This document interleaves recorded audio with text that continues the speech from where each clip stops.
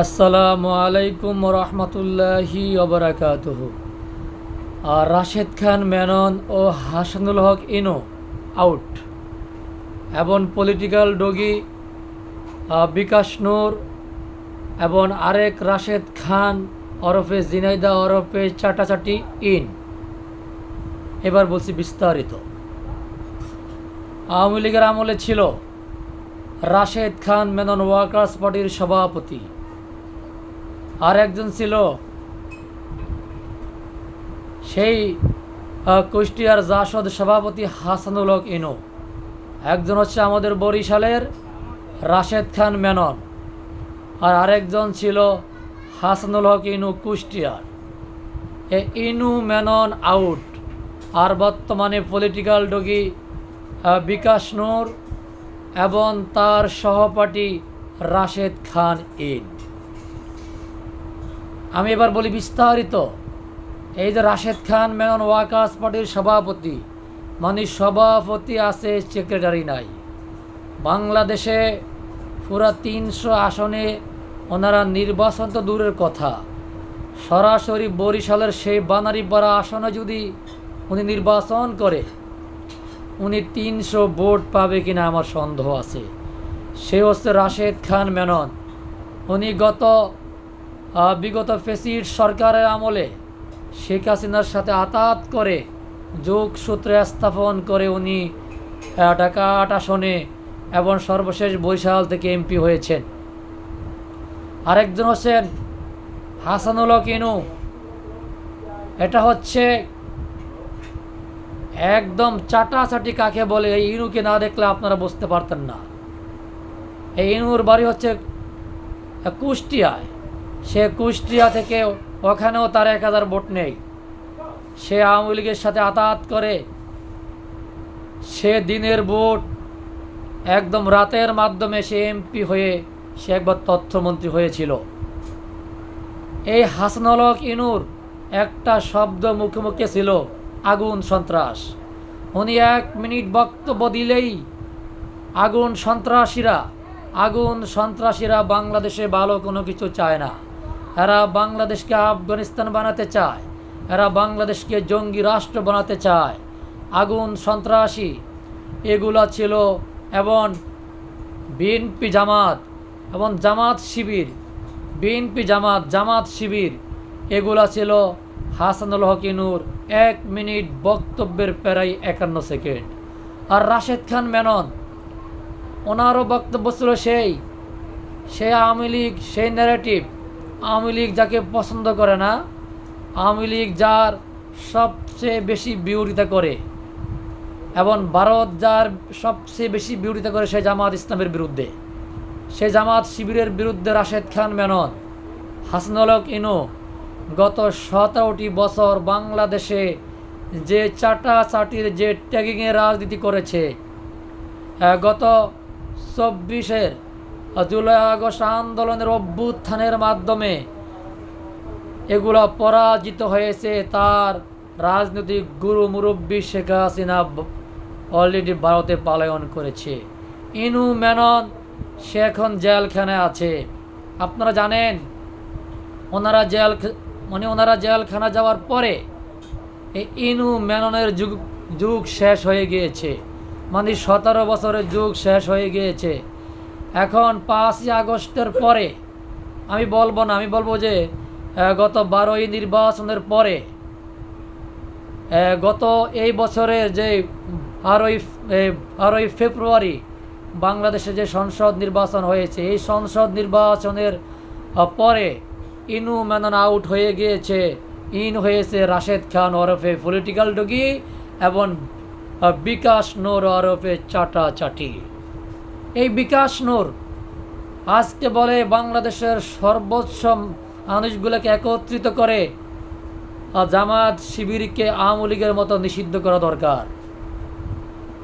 কিন্তু শফিকুল ইসলাম মাসুদ অত্যন্ত সুন্দর একটা জবাব দিয়েছেন যে জামাত ইসলামকে নিষিদ্ধ করার আগে ভাবেন, আগে যারা জামাত ইসলামকে নিষিদ্ধ করেছিল তাদের কি পরিণতি হয়েছিল।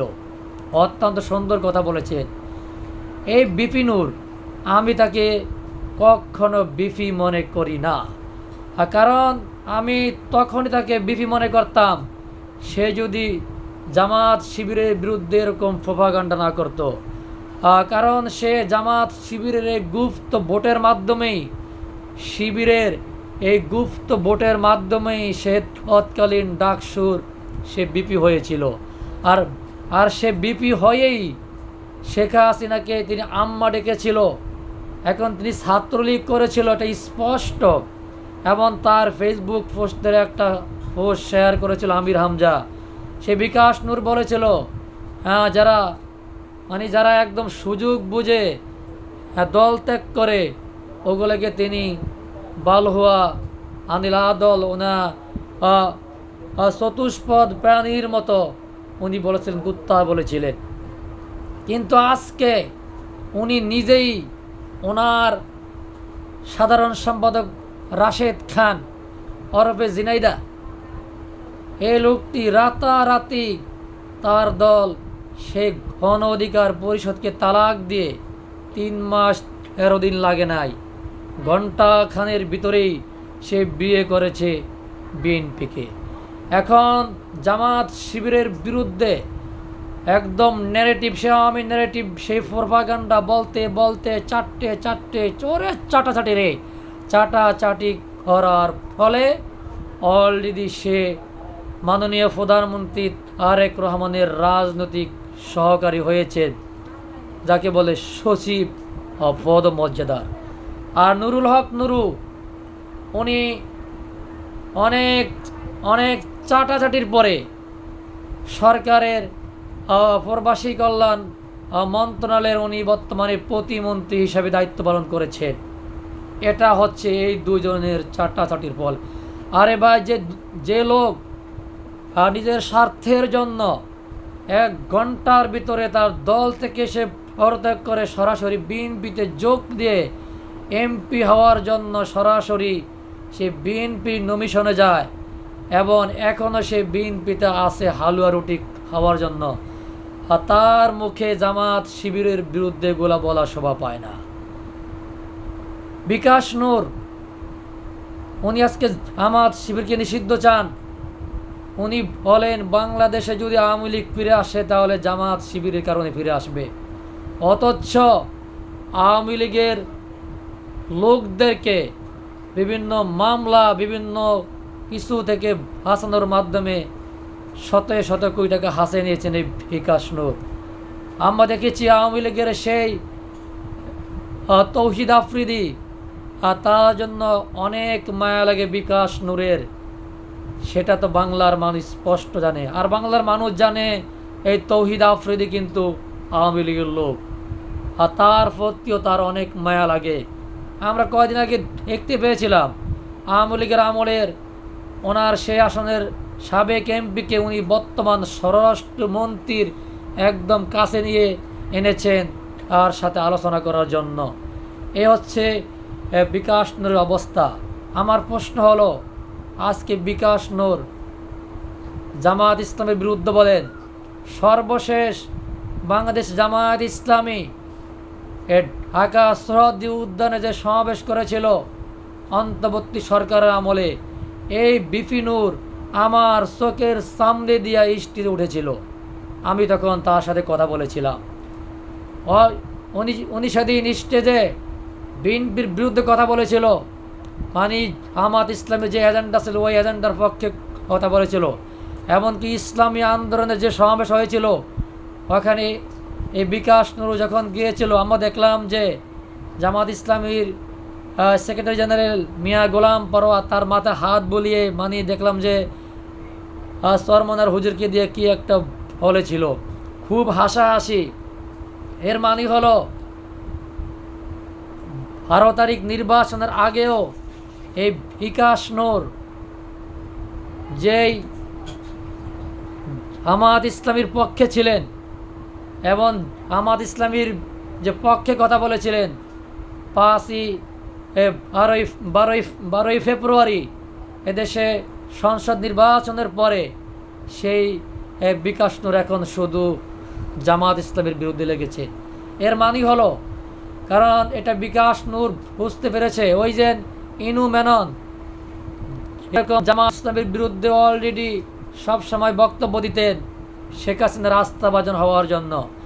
সে বিকাশ নূর রাশেদ মনে করেছে বর্তমান বিরোধী দল তো জামাত ইসলামী, আর এটা আওয়ামী লীগের চেয়ে ভয়ঙ্কর।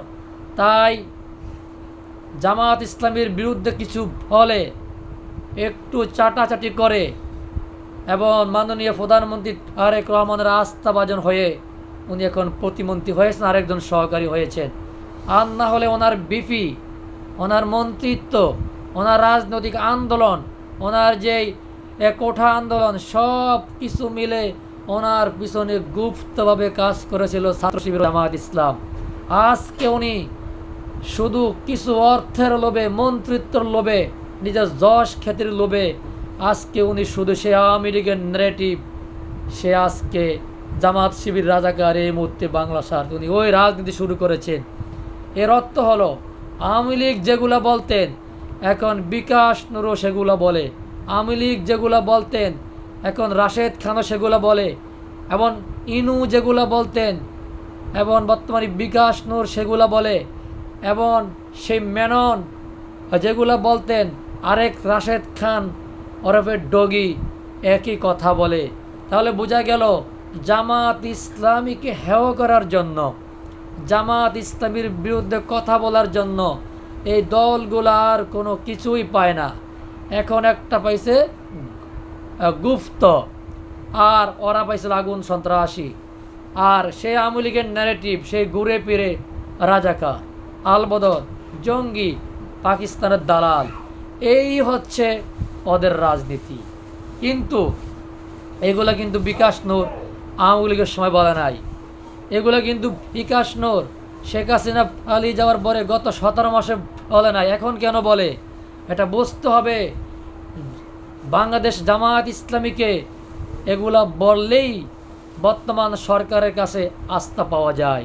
জামায়াত ইসলামীকে এগুলো বললেই আওয়ামী লীগের কাছে আস্থা পাওয়া যায়। সরকারও খুশি, এখান দিয়ে হালুয়া রুটি খাওয়া যাবে। তারপরে ওখান দিয়ে ফ্যাসিস্ট আওয়ামী লীগও খুশি, বাংলাদেশে কোনো সময় আওয়ামী লীগ যদি ক্ষমতা আসে বা চলে আসে তখন বলবে আমরা তো আপনাদেরই গুপ্ত ছিলাম, আপনাদের হয়ে কাজ করেছি, নামে ছিলাম বিএনপি। এই হচ্ছে বিকাশ নূরের অবস্থা। তা আমি মনে করি বাংলাদেশের রাজনীতিতে শুধু জামাত ইসলামীকে হেয় করার জন্য, জামাত ইসলামীকে বদনাম করার জন্য কোনো কিছু, কোনো উপায় অবলম্বন না করে, কোনো কিছু না পেয়ে, কোনো তথ্য উপাত্ত বিশ্লেষণ না করে সেই ভারতের শিখিয়ে দেওয়া ৭১-এর রাজাকার এই মুহূর্তে বাংলা ছাড়। বাংলাদেশের অন্যতম স্বনামধন্য রাষ্ট্রবিজ্ঞানী ডক্টর দিলারা চৌধুরী বলেছেন জামাত ইসলামী স্বাধীনতা বিরোধী। এটা হচ্ছে ভারতের শিখিয়ে দেওয়া রাজনীতি। সেম জামাত ইসলামীকে এগুলা বললে আওয়ামী লীগ খুশি, মাননীয় প্রধানমন্ত্রী তারেক রহমান খুশি, বিএনপি খুশি, ভারত খুশি, রাম খুশি, বাম খুশি, সব মিলে জিলে একাকার, মানে হালুয়া রুটির ব্যবসা। এই হচ্ছে বিকাশ নূর ওরফে পলিটিক্যাল ডগি রাশেদ খানের অবস্থা। কিন্তু বেশি দিন টিকতে পারবে না। জামাত ইসলাম ঠিকই তার স্বীয় মহিমায় উত্তরিত হয়ে যাবে ইনশাআল্লাহ।